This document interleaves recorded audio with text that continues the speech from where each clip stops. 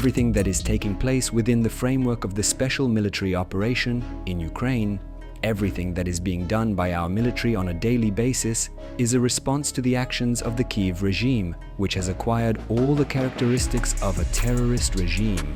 Russia launched a deadly overnight missile and drone barrage across Ukraine, hitting the capital city of Kyiv and several other cities hard. Explosions echoed through the capital as Ukrainian air defenses battled waves of kamikaze drones and incoming missiles. The barrage on Kyiv had begun with the buzz of Russian kamikaze drones, followed by Ukrainian anti-aircraft fire. The missile mix included ballistic, cruise, and Kaliber missiles launched from land and warships in the Black Sea. In Kyiv, fires broke out in multi-story buildings, and a metro train was hit, disrupting public transportation services. More than 2,000 households on the eastern bank of Kyiv lost power as infrastructure damage was assessed on Friday morning. The attack followed a Ukrainian drone strike named Operation Spiderweb, deep in Russia, that reportedly damaged or destroyed over 40 aircraft.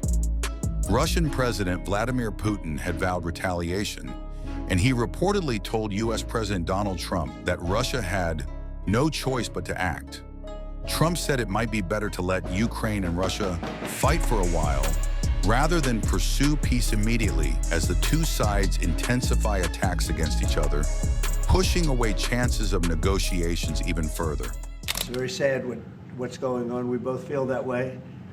What's going on with Russia, Ukraine, and other things we talk about, but Russia, Ukraine in particular. I'd like to see it end, and maybe it'll end, but we get some news, there'll be some fighting.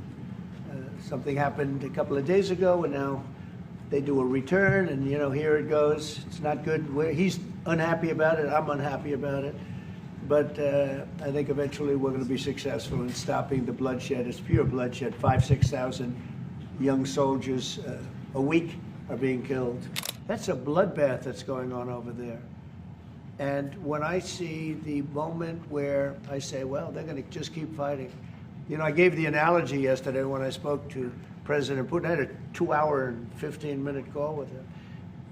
Sometimes, and this is me speaking maybe in a negative sense, but sometimes you see two young children fighting like crazy. They hate each other and they're fighting in a park.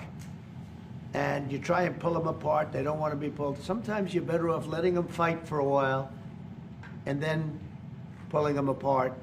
And I gave that analogy to Putin yesterday. I said, President, maybe you're going to have to keep fighting and suffering a lot because both sides are suffering before you pull them apart, before they're able to be pulled apart. But it's a pretty known analogy. You have two kids, they fight.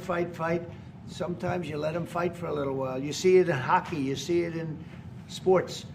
The referees let them go for a couple of seconds, let them go for a little while before you pull them apart. And maybe, and I said it, and maybe that's a negative because we're saying go, but a lot of bad blood. There's some bad blood between the two. I have to deal with it, and the chancellor has to deal with it. It's incredible. The level of, there's a great hatred between those two men, but between the warring parties, great hatred. He attacked, and they attacked pretty harshly. They went deep into Russia, and he actually told me, I made it very clear. He said, we have no choice but to attack based on that, and it's probably not going to be pretty. I don't like it. I said, don't do it. You shouldn't do it. You should stop it. But again, there's a lot of hatred. Don't have things under control. And why now? I can say that it can't come soon enough, frankly. Remember this. They like to say that I'm not friends with anybody. I'm friends with you. I'm not friends with that. I want the right thing to happen for our country, for everybody, for humanity. But I'm the one that stopped the pipeline. It's called Nord Stream 2. Until I came along, nobody ever heard, not one person in this room ever heard of Nord Stream 2. You probably did, yes, because it went to Germany. He's the only one knowing that this was a mistake. But yeah, I stopped it. I stopped it. Yeah, and you've said that openly. Yeah. It was a mistake because, and I used to go with Angela. I'd say, well, wait a minute. We're spending all this money to defend you against Russia, and then you're giving Russia billions of dollars a month. What kind of a deal is that? You know, which was, but you said it better than anybody else. I appreciate it. But I'm the one that stopped it. And that was the biggest economic development job, if you want to call it that, in the history, think of it, in the history of Russia. That was a massive, it's the biggest pipeline in the world. Going to go all over Europe, not only to Germany. You know, they were Germany, but then they were branching off all over to Europe. Nobody ever heard of, not one person of you heard of it. And I stopped it. It was dead. And then they say, I'm friends with Putin. I got along with him. He respected me, I respected him. It would have never happened. But I stopped Nord Stream 2. When Biden came in, almost the first week, he approved it. He let it be built. And then they say that I wasn't tough on Russia. Putin said to me, you know, you're not tough on Russia. You stopped the biggest, most important job we've ever done. You stopped it. Ukraine's foreign minister, Andriy Sybiha, accused Russia of hitting civilians in revenge, calling it an attack on Ukraine's humanity. Volodymyr Zelenskyy said 49 were injured nationwide and urged Ukraine's allies to increase pressure on Moscow immediately. Ukrainian authorities said that the 3 killed in Kyiv were firefighters who died trying to rescue others under fire.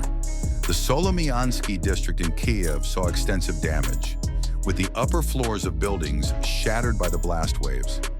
Zelenskyy warned that any delay in global action allows the war to claim more lives, calling inaction a form of complicity. Everything that is taking place within the framework of the special military operation in Ukraine, everything that is being done by our military on a daily basis, is a response to the actions of the Kyiv regime, which has acquired all the characteristics of a terrorist regime. Speaking specifically about the last night strikes, if you have carefully read the statement by the Russian Defense Ministry, it said that the strikes were carried out in response for the terrorist attacks of Kyiv regime.